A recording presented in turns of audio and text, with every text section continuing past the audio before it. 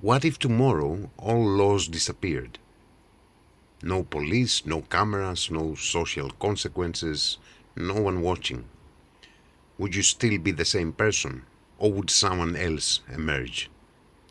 The ancient Greeks believed that your answer to this question determines whether you are truly free. And the answers the philosophers gave to this, it is so profound that it completely changes what freedom means. Here's something that almost nobody really thinks about. The Greeks considered the guardian of freedom to be neither Athena nor Zeus or any other gods, but Aphrodite. And to understand why, we need to start with a word. A word and a question that may change the way you see even yourself. Because this is not about politics, really. It is about something much more uncomfortable. How much of your morality exists only because someone might be watching? Someone once asked philosopher Aristippus of Cyrene, who was the founder of the Cyrenaic school, what philosophers possess that other people do not. And his answer was this: «Και εάν πάντες οι νόμοι αναιρεθώσιν, ομοίως βιώσομεν». Which means, and if all laws were abolished, philosophers would continue to live Omios. The standard translation you will find everywhere renders this as we would live in the same way, but that translation destroys the entire meaning, because the Greek does not say ideo. This is what the same means in Greek. It says Omios, and that word contains an entire philosophy of freedom that the modern world has completely forgotten.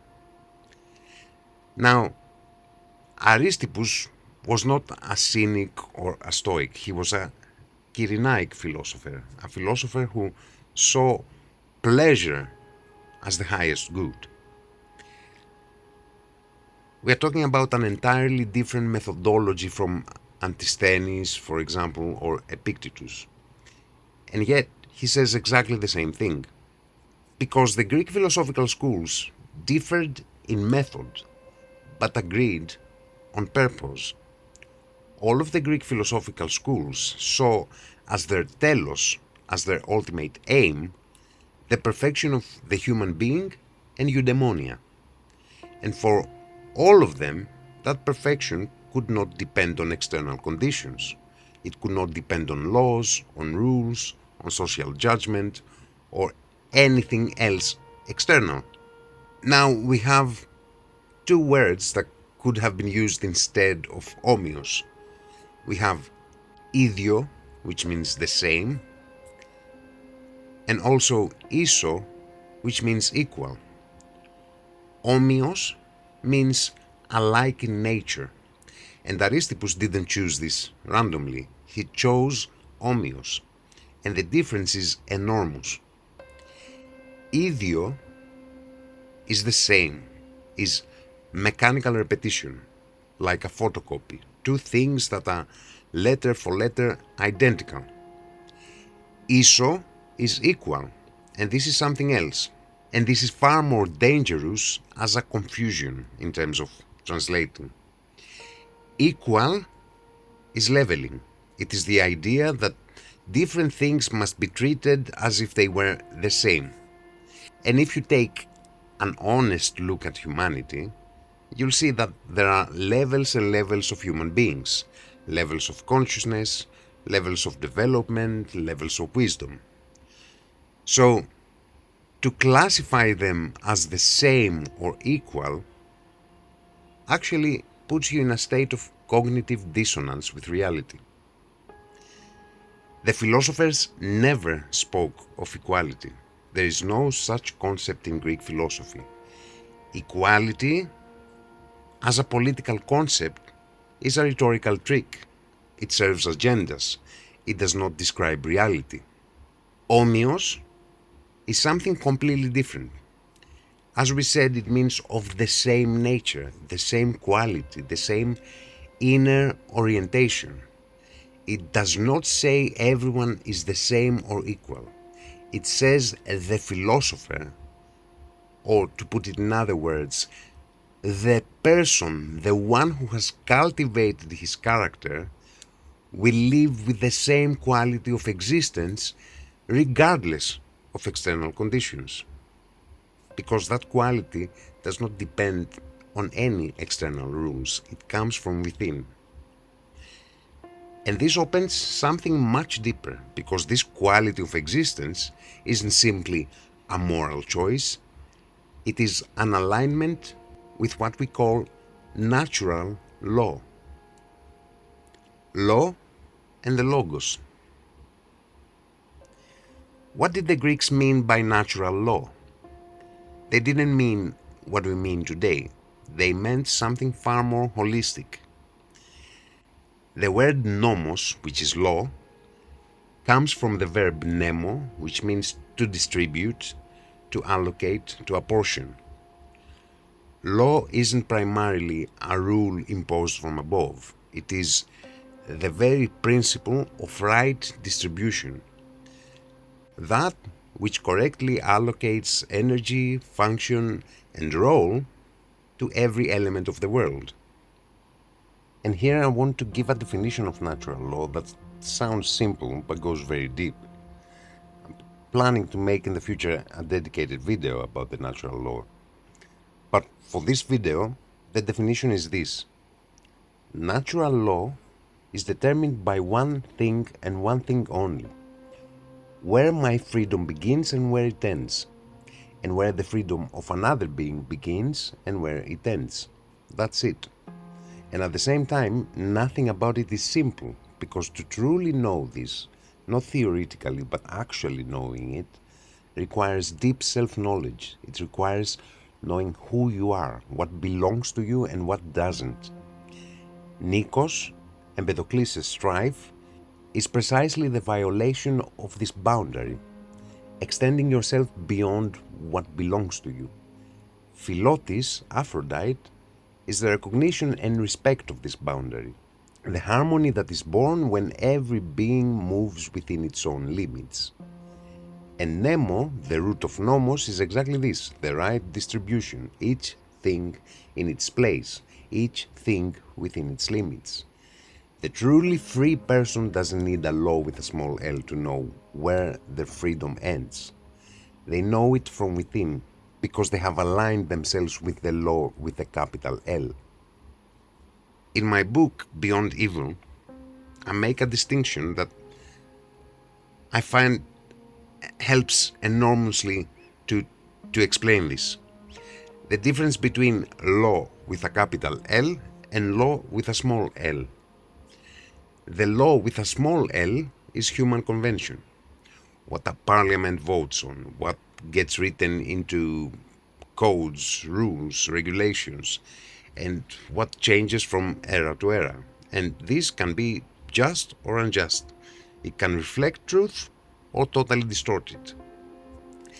The law with a capital L is something else entirely. It is the order that governs the universe independent of human decisions. It wasn't voted for, it cannot be changed, it simply exists. And this is what Heraclitus means. Obey the one law, the cosmic one, the Logos. Empedocles, Nikos, and Philotes. And now something else that most people don't think about it in this way. Something that when you hear it might completely change your perception. Which goddess could personify the law of freedom? It is Aphrodite.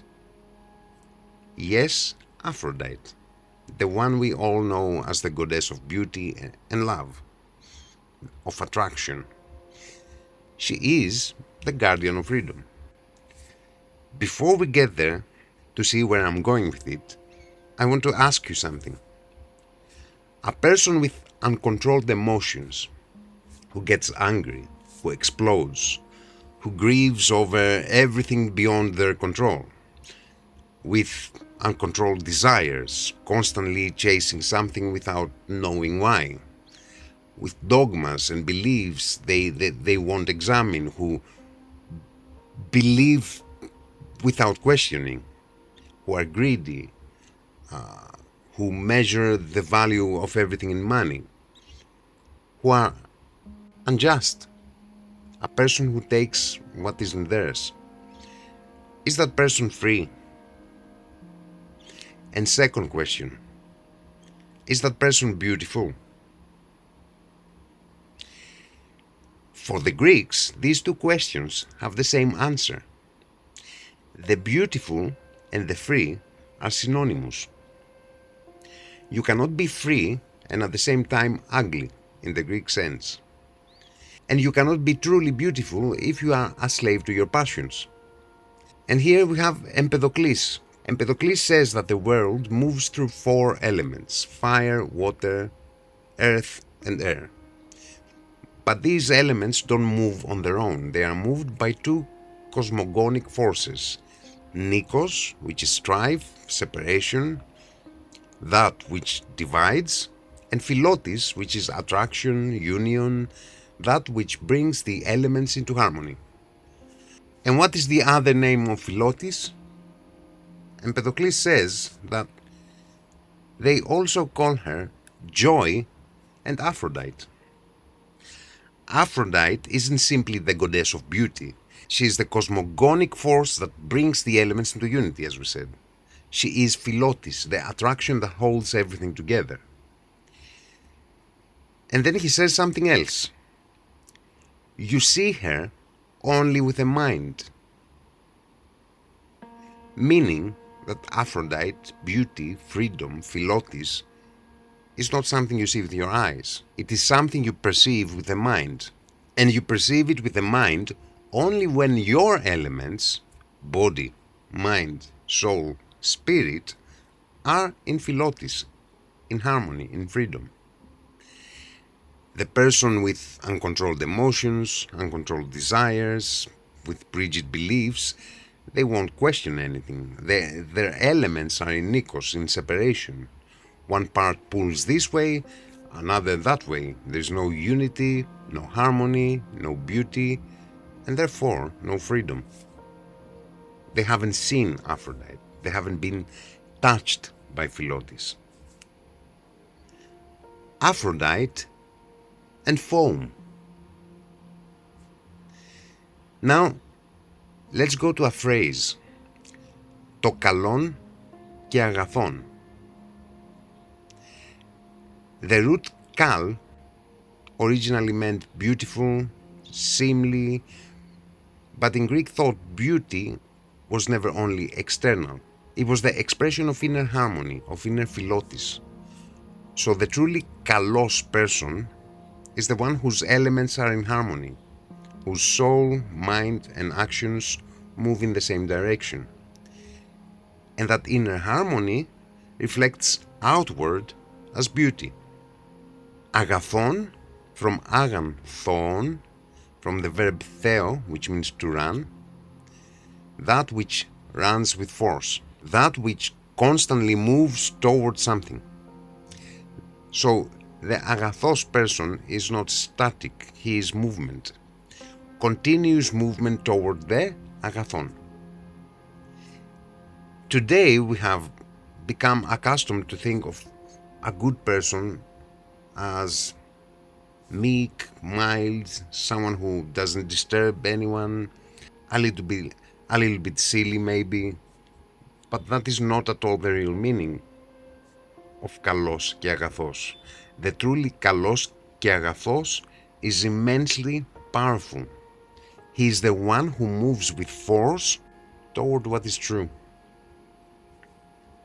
The declension is agathos, aminon, Aristos. Aminon means better, more capable, more powerful, the one who has advanced in the movement. Aminon means better, more capable, more powerful. The one who has advanced in the movement, who has become stronger through the journey. And Aristos etymologically is connected to arithmos, to number. And arithmos is connected to harmony. And number for the Pythagoreans is geometry, order, proportion, harmony, as we said. So Aristos is the one who has arrived at inner geometric order, whose soul has the structure of number, whose elements are in perfect Philotes. Now, cosmologically, the agathon is the supreme principle. It is what Plato places beyond even essence itself. He says επέκεινα της ουσίας, beyond even essence.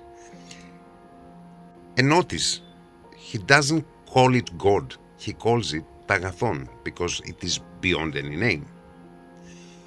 So the journey is agathos, which is the first movement, and this is the movement toward the agathon. It's the beginning of this movement. Aminon is more powerful through that movement, and Aristos is inner geometric order, perfect Philotes, Aphrodite. So from the chaos of friction to the order of number, from Aphrodite to Aristos. What is happening with the name Aphrodite? The name Aphrodite contains something extraordinary. Foam. Yes, foam. Aphrodite, Aphrodite, she who arose from the foam. But foam isn't simply water. What is foam? Foam is the result of friction, and not of one element alone, of all the elements together. The sea, the water, the air that strikes it, the sun, the earth of the rocks, everything. And from the friction of all of these together, we have foam. Foam is born. The mythology here says it in the most dramatic way.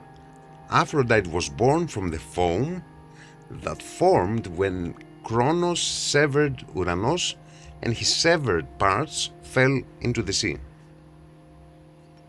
Now, this is not a story to frighten children, it is a symbol. Why the generative organs? Because they relate to fertility. And what does fertility require? A relationship. And what does relationship create? Consciousness. Because consciousness doesn't exist in a vacuum, it exists in relationship, in the meeting of two poles. And Kronos, Socrates in the Cratylus, explains the name as koron, which means katharon, pure, the pure mind, the mind that contains everything within itself, but precisely for that reason is undivided and motionless. And the undivided mind cannot create relationship. For relationship to exist, for fertility to exist, for consciousness to exist, first there must be severance, division. The one must become two, must become many, so that they can meet. So this is the story of Kronos. It isn't a tragedy, it is the necessary act that allows eventually the birth of Aphrodite, the birth of freedom, the birth of beauty from the friction of all the elements. Freedom does not come without cost. It isn't a gift. It is born from friction, from rapture. And it is not born from one element alone. It is born from total friction. Body, mind, soul, spirit, all levels of the human being together. Demeter, Persephone, and the Eleusinian Mysteries. To complete this freedom of Aphrodite, this inner harmony, this Philotes, we need another goddess. For this to bear fruit, to become immortal. It needs Demeter.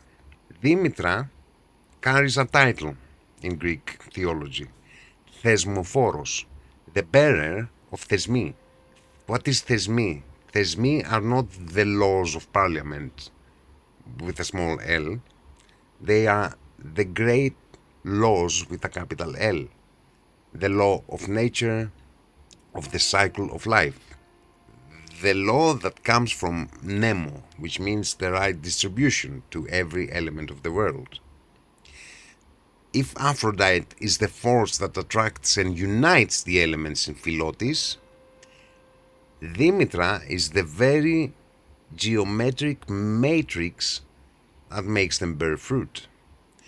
Without Demeter, Aphrodite would be something chaotic. It would be, I don't know, chaotic attraction, if if something like that exists. Beauty without structure, freedom without structure. Without Aphrodite, Demeter becomes, I guess, structure without joy. And we have the myth of Persephone. Persephone is the daughter of Demeter, and she is seized by Pluto and descends into Hades. Demeter mourns, and then winter comes, and then the maiden returns, and the earth blooms, and we have spring. If you think about it, the myth is the perfect projection of Empedocles. The descent of the maiden is the dominance of what? The dominance of Nikos, of separation, of fragmentation, the tearing apart. Her return is the victory of Philotes, of reunion, of harmony and freedom. And something else that not many people know. In the mystery traditions, Persephone was also called, her Roman name, for example, was Libera, the free one, because her ascent from Hades symbolized exactly this, the liberation of the soul from the bonds of matter, of Nikos, and of fear. And this takes us to the Eleusinian Mysteries. What is the word mystery?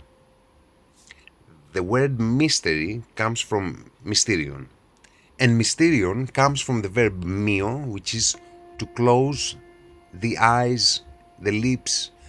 So it is the very act of contemplation, meditation, and initiation. It is the act of closing the external eyes to open the internal ones. So it is exactly what Empedocles said, see with the mind. You see Aphrodite with the mind. You see Philotes with the mind. What were the Eleusinian Mysteries? They were the practical application of this freedom. The initiate saw with the mind, with his external eyes closed, Persephone descending into Nikos and rising into Philotes. And through that experience, they were freed from the ultimate tyrant of human existence, the fear of death. Cicero, who had been initiated, wrote that through the mysteries, people learned not only to live with joy, but to die well too. Returning to Omios. So here we have a full circle.